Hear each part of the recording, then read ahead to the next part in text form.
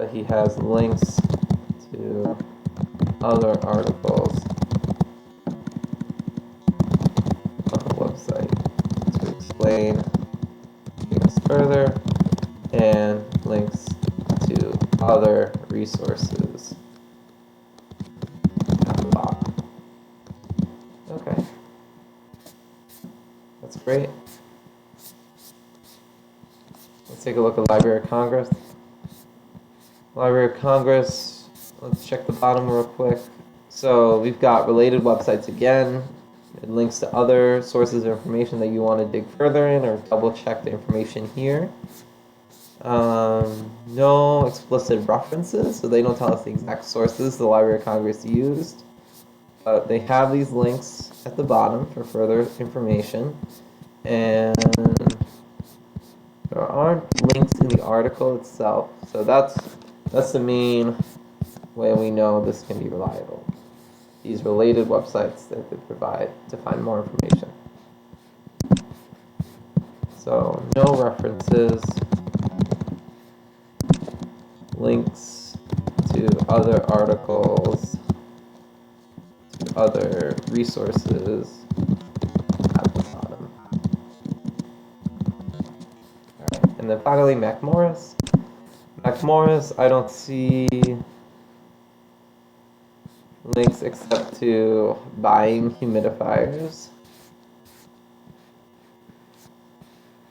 That's the only link.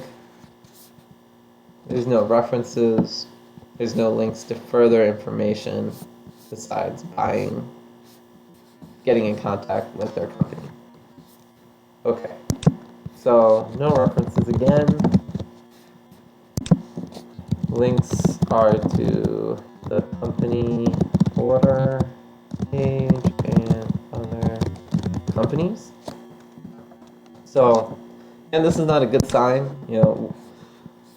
One website doesn't have to hit every single criteria of a most reliable website. These are general rules of thumb. So you want to make sure your website at least hits a couple of these for you to consider. If it's really failing on a lot of these indicators, that's when the warning signs go off to think, okay, maybe I shouldn't use this. Maybe I can find something better. So let's keep going here. So next we have, is the source biased? So what do we mean by that? So there's two things the source might be trying to do.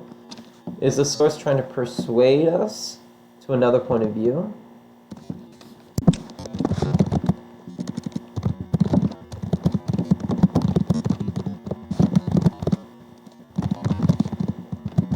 So in this case, the website might not be presenting all sides of all the information because they're trying to make you believe a very specific thing, as opposed to trying to educate you on the subject.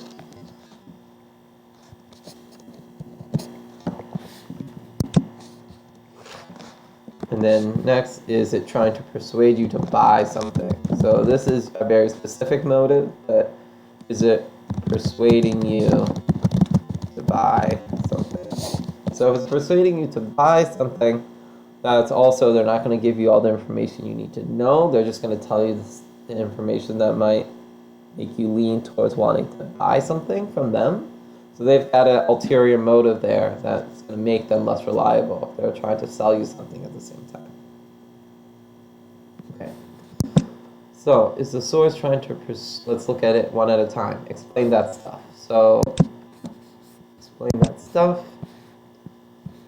When I'm looking through this, they do a good job of focusing on the content about static electricity. It goes really in depth about different aspects of static electricity. Links to the articles, by ways to find out more. There's books by himself, but also other sources as well.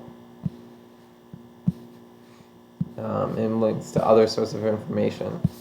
So, all this website, they do sell his books. It's not the obvious motive of the website, at least right here. There's links to get books and more resources from him, but I wouldn't say he's trying to convince us of another point of view.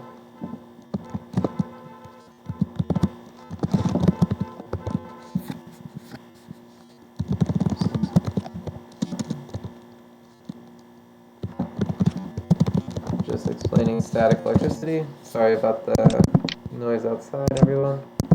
And then, is it persuading you to buy something? I would say not directly. Does sell science books on the site. Right. U.S. Library of Congress. Again, we all read this article. If you haven't read it yet, for the summarizing activity, you should make sure you make up that assignment as soon as you can. But what I found here is that it was not trying to sell us something, it was trying to give us a very balanced perspective of what science electricity was. So I'm going to go ahead and say they weren't trying to convince us of anything. No, just explaining static electricity and its history. Because they do talk a little bit about the history in the pictures of the article. And then, is it trying to buy? Are we being persuaded to buy something? No product to sell. All right, Mac Morris, Heating and Air. So for Mac Morris, they talk about humidity and how humidity is related to static electricity. So they have their recommendations that you live in an environment that's between 30 and 50%, because they're saying that static electricity can cause shocks, clingy clothes, and